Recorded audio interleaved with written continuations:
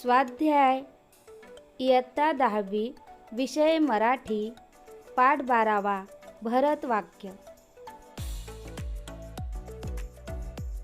प्रश्न पहिला, आकृती पूर्ण करा।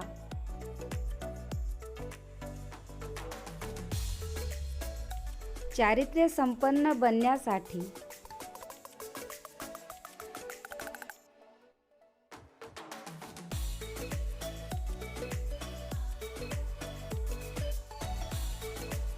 आवश्यक असणाऱ्या गोष्टी टाळल्या पाहिजेत अशा गोष्टी।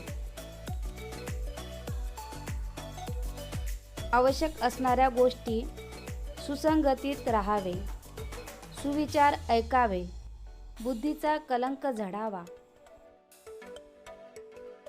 टाळल्या पाहिजेत अशा गोष्टी विषय वासना नको, दुरभिमान नसावा, निश्चय ढळू नये।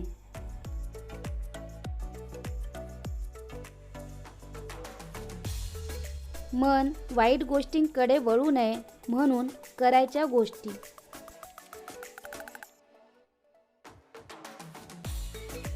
मन भवचरित्रावर जडवावे, मनातील निश्चय ढळू देऊ नये। भजन करताना मन विचलित होऊ नये, मन मलिन होऊ देऊ नये।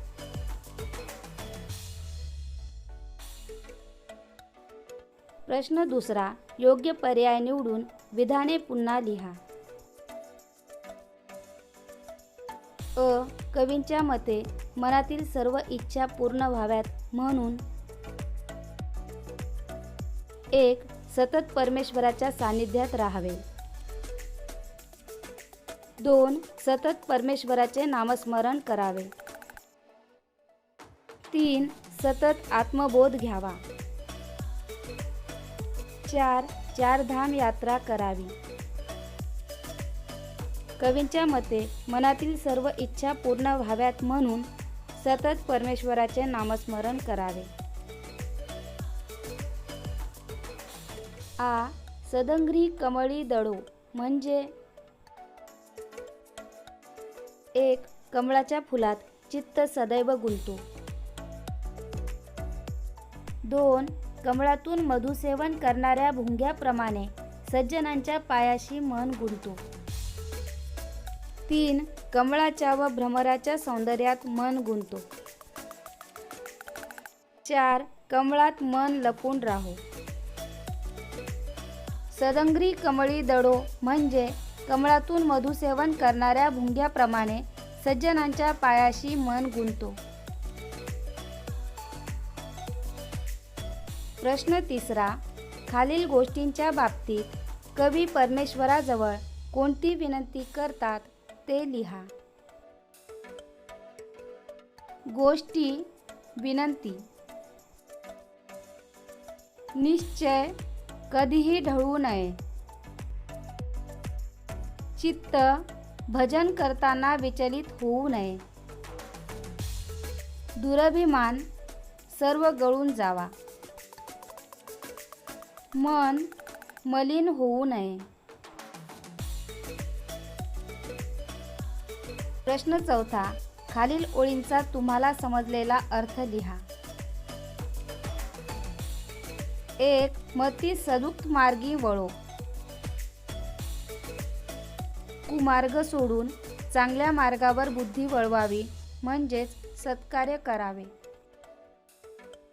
2. न निश्चय कधी ढळो, दृढ केलेला निर्धार कधीही विचलित होऊ नये। प्रश्न पाचवा, काव्य सौंदर्य।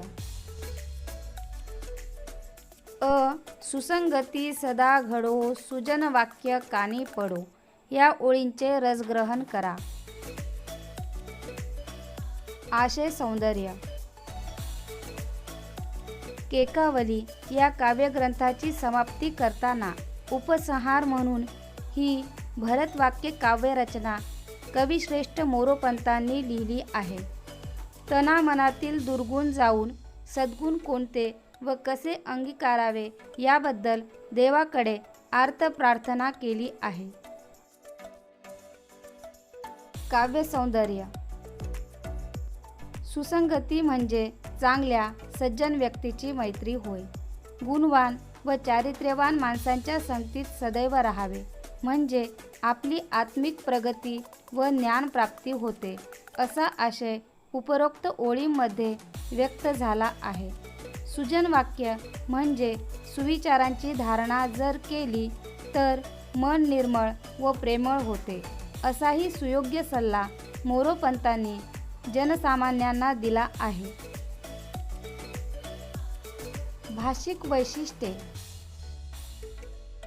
प्रस्तुत ओळीमध्ये सामान्य माणसांना परमार्थाची आवड लागावी म्हणून 2 वर्तन नियम सांगितले आहेत.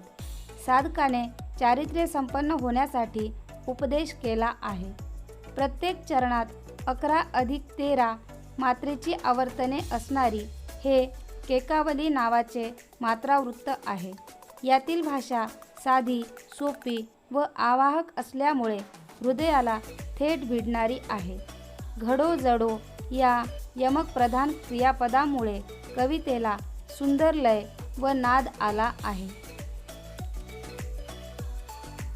आ स्वतत्व हृदया कळो, दुरभिमान सारा गळो या काव्यपंक्तीतील विचार सौंदर्य स्पष्ट करा.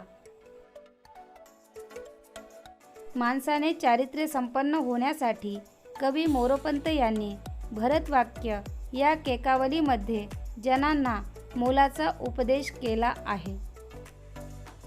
सत्संग करून माणसाने सन्मार्गाला लागावे. चांगला मार्ग आचरण्यासाठी बुद्धीला योग्य वळण लावावे. स्वतःमधील स्वतत्व मनोमन ओळखावे. आत्मविश्वास वाढवावा.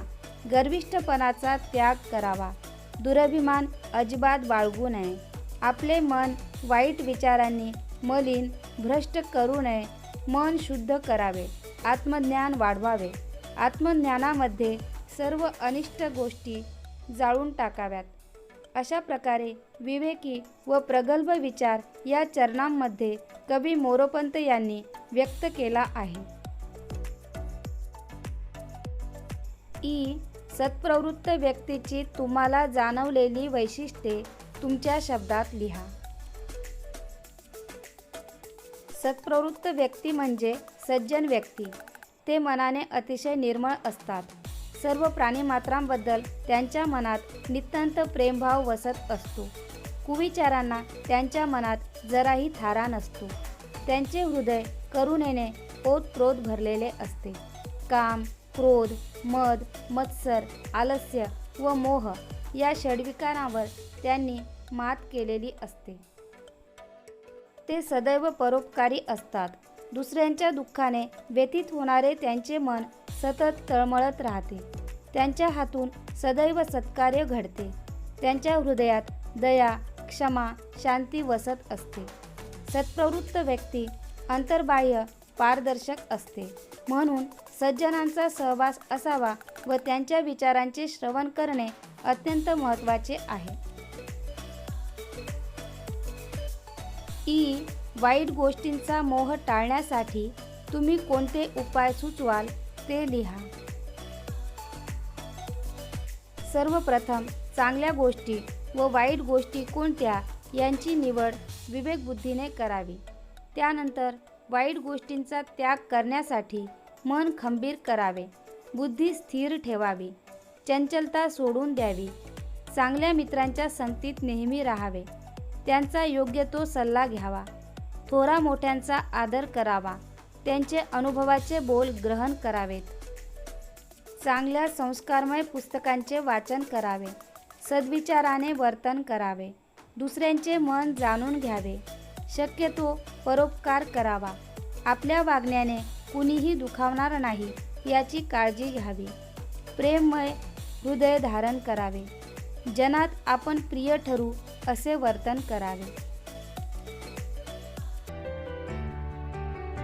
नमस्कार, मी अनिता दिगंबर गजलकर.